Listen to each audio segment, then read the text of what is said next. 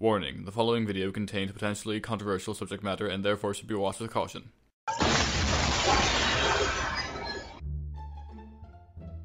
Wow, I'm surprised something this weird happened in this show. And apparently it's common knowledge.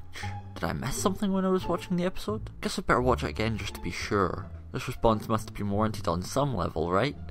22 minutes later. Well, that was underwhelming, to say the least. I haven't seen an overreaction this bad since the Star Wars prequel movies came out. I have the high ground! I was expecting more. If that's Sweetie Bloom that's brought another party into my...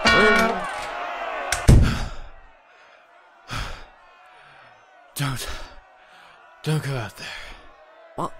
Why not? What's going on out there? Would this have anything to do with an episode of the show that may have caused just a teeny tiny bit of a major shitstorm? You mean feeling Pinkie keen? Yeah. People don't seem to be able to get over that one, do they? I mean, just listen to them. Wow, I underestimated the fandom once again.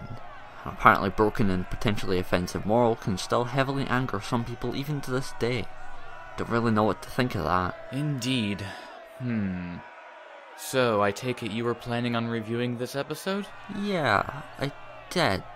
How did you know? Did you follow the angry mob here? Actually, here's a better question. How did I not notice the angry mob in the first place? They might have actually followed me over from my place. I was kind of contemplating analyzing feeling Pinkie keen myself, actually. However, given the episode's unpopular reputation... I think they're trying to get in. Don't worry, I can fix that. No, wait! That's my... way... home. Thanks, Critic. Thanks. Sorry, I'm still new to the whole Rift expansion thing. I'll have to ask Looney about that, but I think the only way to spawn a door to get back to your own channel is to complete a review. Seems you're part of events now. Let's do this together. Well, since I have no other conceivable way of getting back to my place, why not? Let the reviewing commence, I suppose. So, in this episode, Twilight is confronted with one of the most incomprehensible and confusing organisms in Equestria. It works in mysterious ways that none of us are informed enough to understand. That organism is, of course, the pinkiest Pink can get without becoming candy floss, Pinkie Pie. Now, as we have both said, feeling Pinkie keen has gained a reputation among the fandom for having a very controversial moral. I guess that's as good a place to start as any.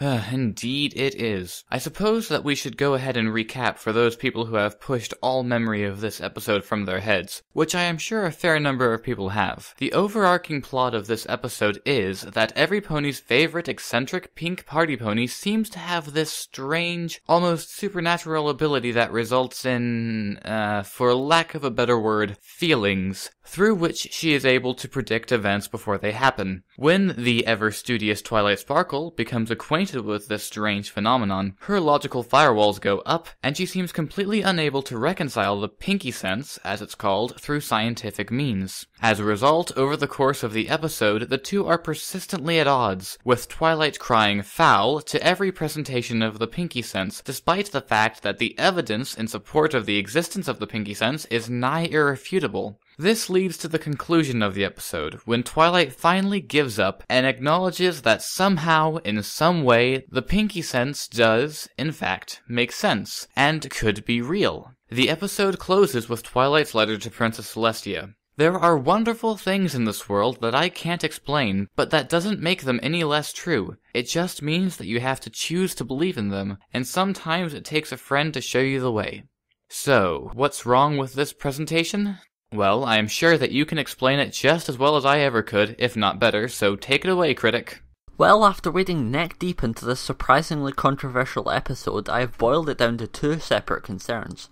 1. Twilight's statement in the letter seems to imply that because you can't explain something, you shouldn't go looking for the answers, and you should just blindly accept whatever's thrown at you, without any kind of hesitation or skepticism. I disagree, but we'll get to why later on.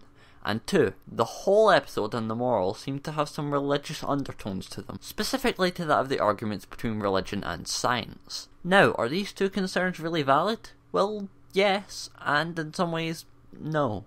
Indeed. Even I, who doesn't typically involve myself in religious discussions or arguments, if there's even a difference, could not help but at first get the impression that Twilight's characterization in this episode seems to be poking fun at science in general. Here we see Twilight Sparkle, the acclaimed personal student of Princess Celestia herself, being bamboozled by Pinkie Pie of all ponies, who ostensibly wouldn't be the first pony you'd think of for intellectual prowess. In many ways, the interactions between Twilight and Pinkie can be perceived as almost textbook examples of the classic religion versus science conflict of interest. And Pinkie's assertion is that certain feelings all over her body indicate some precognitive ability. And since she wants Twilight to believe this without providing any upfront evidence, some people claim that this alludes to the aforementioned blind belief, and I can totally understand why. However, the reason why these two characters are used for this particular conflict lies in the sole fact that it is Pinkie and Twilight. If it were any other character, this would not have been so much of an issue. Yes, let's focus on that for a sec. First, consider Twilight. This is, after all, only the 15th episode in the series thus far, and as a result, without episodes like Lesson Zero and It's About Time, our understanding of Twilight's character has not been developed to the degree that it is today. However, now that we are more familiar with the character of Twilight, we can look back on this episode and identify Twilight's behavior as being ultimately consistent with her character. From the first episode of the series up until this point, Twilight has been practically conditioned to not take Pinkie seriously, as is indicated by the beginning of the episode, when Twilight casually dismisses Pinkie's behavior with, "She's just being Pinkie Pie." So it's somewhat obvious that Twilight takes most of what Pinkie says with an overproportional grain of salt. And so, when Pinkie attempts to explain the Pinkie sense to Twilight, she reacts accordingly, dismissing this explanation as just Pinkie being her usual nonsensical self. However, when the Pinkie sense keeps on recurring, Twilight's behavior quickly escalates to frustration, which, coupled with the often ludicrous nature of Pinkie's predictions, makes it all the more difficult for her to accept Pinkie's claims. She goes from dismissing the Pinkie sense as being purely coincidental, to thinking that it's somehow premeditated or planned, to her eventual obsessive desperation to prove Pinkie wrong. After all, Twilight has been humiliated several times by the Pinkie sense, and it makes sense that she would want to debunk this inexplicable phenomenon as a way to save face, as it were. However, she just becomes more and more frustrated, anger continually clouding her judgment, until she, well, explodes. Literally. I can only assume that somehow, during her little bout of spontaneous combustion, she was able to take a figurative step back and realize that she wasn't evaluating the situation properly. Not that Pinkie Pie was really being all that helpful in the matter. Speaking of that, Pinkie constantly torments Twilight through the entire episode, which only adds to the fire which is Twilight's anger. Literally. Whether Pinkie herself is aware of this at all is another basket of muffins entirely. All across the series, Pinkie has a habit of always being the more elusive pony of the main six. With a tendency to break the fourth wall sometimes, she is definitely an enigma. But does that mean that she is some religious archetype meant to forward some radical religious agenda? No! Of course it doesn't. Pinkie was and always will be written as a difficult to understand, difficult to explain character. And many people tend to fall back on previous knowledge to explain what is hard to or what cannot be explained. Take Twilight's reaction to Pinkie sense, for example. She reacts by falling back on previous research methodologies because, well, she doesn't really know how to respond in any other way. She's radically confused at this thing she seemingly cannot explain, much like the fans, who must find some way to explain or symbolise a potentially difficult moral. Thus, this religious comparison was born. Well, to be fair, Twilight's letter to Celestia seems to just affirm many people's suspicions of potential religious overtones. And, looking back, I can sympathize. This moral could very easily be interpreted as basically saying that blind belief without empirical evidence should be encouraged, thus discouraging inquisitiveness and the desire to discover. However, the point of this video is to suggest a different way in which to perceive this episode, and it is clear that the show's staff did not mean to be sending this message. In Lauren Faust's own words, there are simply phenomenons that are difficult to explain, and I'm of the opinion that faith can apply to more things than just religion. For instance, are we alone in the universe, or is there life on some other planet somewhere? We don't have convincing evidence that aliens exist, but it takes faith to say that it's not possible at all. In the end, if there is an idea we explore that leads us to inconclusive answers, we are left with a choice: believe it anyway, reject it, or wait for more answers.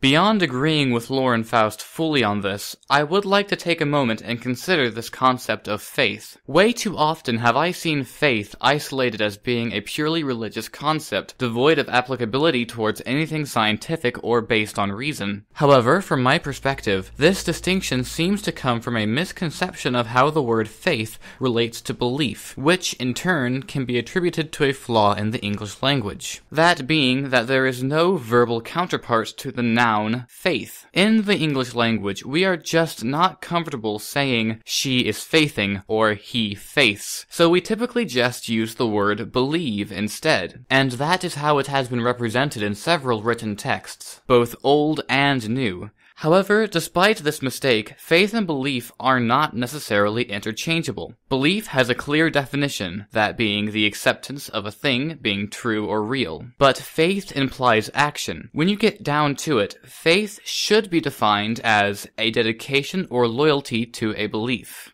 This is nicely demonstrated in Lauren's example, when she said that it takes faith to accept or deny something unconfirmed or unknown, such as extraterrestrial life. But does that mean that we need to stop asking questions or stop seeking to find the truth? No, not at all. I can observe that the sky is cloudy, but that doesn't necessarily mean that it's going to rain. Likewise, I can have faith in something, but that does not mean that my mind is set. Rather, faith can potentially do more to encourage a desire to understand and to learn, rather than discourage research or experimentation. Or at least, that's how I understand the concept of faith.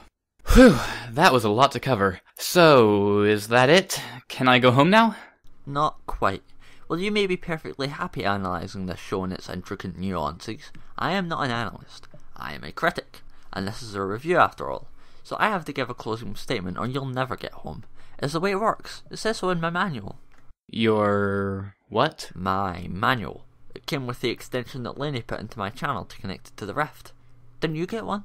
Not that I remember. Well, now I feel left out. Well, let me give you a quick summary. It clearly states that the closing statement in the review activates the door into the Rift Cafe. Kind of convoluted, but hey, it's a system that's worked for quite a while. Who am I to argue with it? Fine. Feeling Pinkie keen at its early point in the season was still giving us a chance to see this world of Equestria so early into its conception, and thus the characters weren't very developed, and I understand this. But the fact remains that I did not enjoy this episode. The writing was more obvious than a bowling ball in a bag of diamonds, especially the line where Pinkie tells Twilight to take a leap of faith. As if this episode wasn't trying to beat me over the head with faith-based concepts enough. And yet, all faults aside, I personally found this episode to be quite enjoyable. I chuckled and outright laughed numerous times at Pinkie's absurd antics, and even snickered a bit at Twilight Sparkle's struggle. So I guess, ultimately, all controversy aside, this episode proves to be pretty subjective from person to person as far as entertainment value goes. And you know what? That's completely fine with me. As long as we don't let ourselves get hung up over ridiculous things like this religious overtones controversy. Anyway, we just thought we'd throw our 2 bits into the mix. If you liked this video, feel free to comment and tell me why. Also, don't forget, if you really, really like the video, subscribe for more. I'm the Ponyville Critic. And I'm Quilled Inc. And thank you for watching this review. And be sure to check back next week for my next MLP review. Any day now. Huh? Whoa! Oh. I'm okay. Oh, hey, the mob's gone. Whoa. They left the place quite a mess. Well, with your background, how can you tell? I'm glad to know that I can always count on your sympathy, Critic.